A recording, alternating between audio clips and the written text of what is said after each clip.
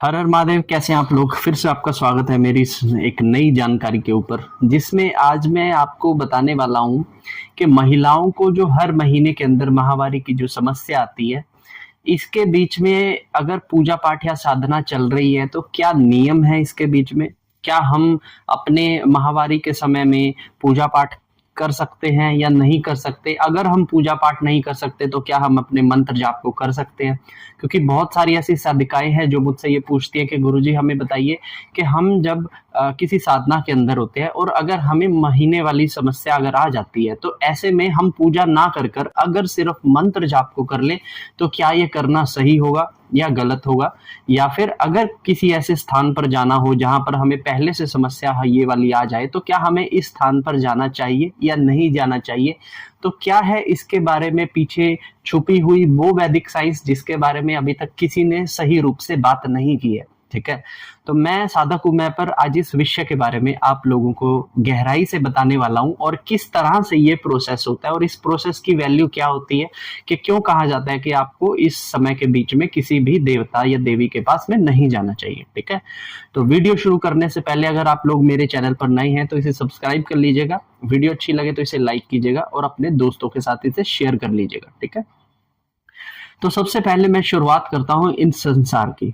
आप देखेंगे कि सनातन के अंदर स्त्री को हमेशा पूजनीय बताया गया है। कहते हैं कि यदि स्त्री बन जाए तो वो कुलों का निर्माण करती है और यदि स्त्री बिगड़ जाए तो वो वंश के वंश सभी समाप्त करने में सक्षमता रखती है। रामायण और महाभारत के पीछे भी अगर कोई रीजन था तो वह स्त्री ही थी। तो स्त्री की प्रायिकता को इस ब्रह्मांड में सबसे अधिक माना गया है। और वहीं दूसरी ओर अगर आप देखेंगे तो इस समस्त संसार की रचना, ये मृत्यु लोक जो चल रहा है या अन्य भी कोई लोग चल रहे हैं, तो इसके अंदर स्त्री का सबसे बड़ा योगदान है। क्योंकि एक स्त्री की गर्भ में ही वो साइंस क्रिएट होती है जो जिंदगी का नव निर्माण करती है। पुरुष के शरीर में केवल बीज होता है, लेकिन इस बीज को अगर किसी स्थान पर लगाकर पेड़ लगाना है, जो वृक्ष बनाना है, तो उसके लिए भूमि की आवश्यकता पड़ती ही पड़ती है। तो जो जननी है, जो हमारी जनन माता है, जो इस संसार की चालक है, प्रतिचालक है, ऐसी स्त्री को हमेशा सनातन में प्रणाम किया गया है। अब क्या होता है कि स्त्रियों का एक जो साइकिल होता है जिसके बीच में उनको हर मंथ के 6 से 7 दिन के अंदर कुछ समस्याओं का प्रॉब्लम आती है, जिसकी वजह से उनको पूजा पाठ करने से मना किया जाता है। अब ऐसा किया क्यों जाता है, इसके पीछे की गहरी साइंस के बारे में मैं आप लोगों को बताता हूँ।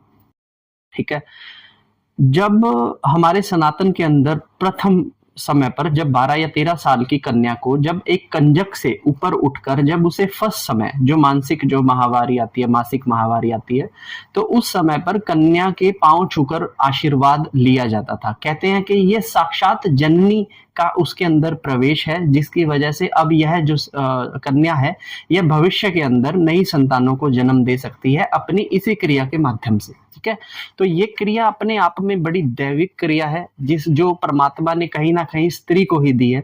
और एक स्त्री जिस समय पर मान लीजिए कि जब वो प्रेग्नेंट होती है और जिस समय पर उसको बच्चे को जन्म देना आता है, तो जो दर्द के भी जो मेजरमेंट्स हैं, एक स्त्री उनको क्रॉस करके उससे अधिक दर्द सहकर एक नई संतान को जन्म देती है, जो कि अपने आप में एक अविश्वसनीय बात है। कोई इंसान, कोई पुरुष इस दर्द को बर्दाश्त नहीं कर सकता। ठीक है ना, तो जो पर्टिकुलर ये जो समय है, जो मासिक माहवारी का समय है, यहाँ पर एक जो रचना है जिसने इस संसार की रचना की है, वो शक्ति उस स्त्री के शरीर में नीचे की तरफ प्रवाह करती है। ठीक है, क्योंकि जिस समय पर वो मासिक माहवारी से गुजरती है, तो वो 6 से 7 दिन जो होते हैं वो एक ऐसे दिन होते हैं जिसके बीच में मतलब एक जननी की जो शक्ति होती है वो एक स्त्री के शरीर में ऊपर से नीचे की तरफ को फ्लो करती है। लेकिन जब हम लोग कभी भी किसी देवता का नाम लेते हैं या फिर जिस तरह से हमारे कुंडलिनी चक्रास वर्क करते हैं, उसमें शक्ति नीचे से ऊपर की तरफ फ्लो करती है।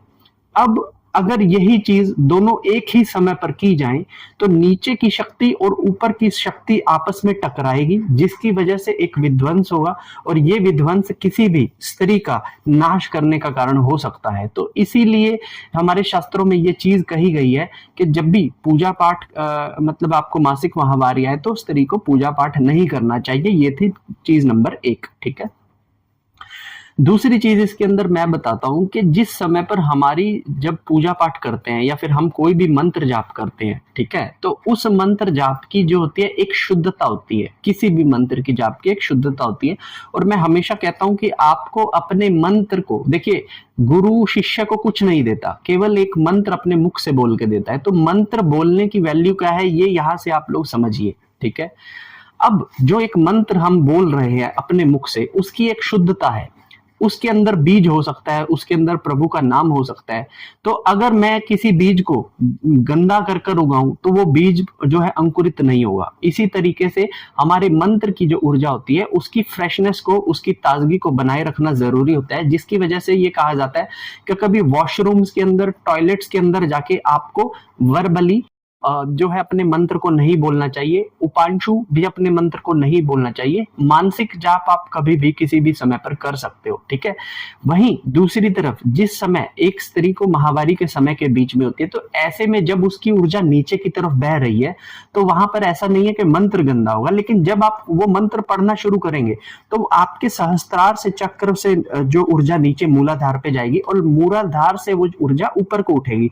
तो वो जो विध्वंस मैं बता रहा था, जो ऊपर नीचे का विध्वंस होता है, तो वो विध्वंस होने के फिर से चांस हो जाते हैं, ठीक है ना।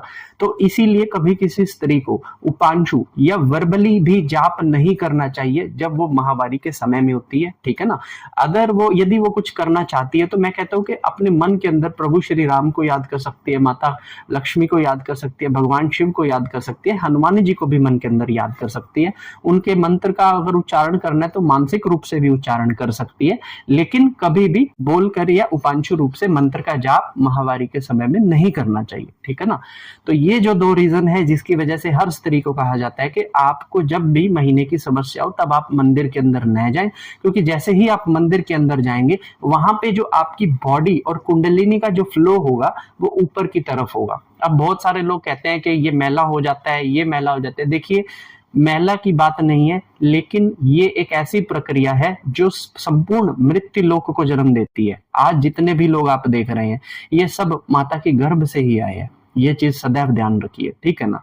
तो शास्त्रों ने इसीलिए स्त्री रूप को हमेशा पूजनीय बताया है। स्त्री रूप के पीछे भगवान ने न जाने कितने बड़े बड़े युद्धों को लड़ा है, और स्त्री की जो कहते हैं कि स्त्री की जो रचना है वो सबसे प्रीमियम रचनाओं में से एक है, ठीक है ना। तो मेरी तरफ से आज इस संसार की समस्त स्त्री जाति को कोटि कोटि प्रणाम कि आप लोगों की वजह से ही ये संसार, ये वंशावलियां आगे बढ़ रही हैं, ठीक है।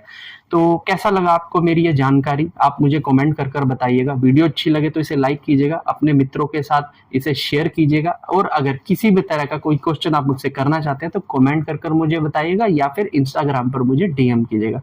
तब तक के लिए ओम नमः शिवाय, हर हर महादेव, जय माता दी।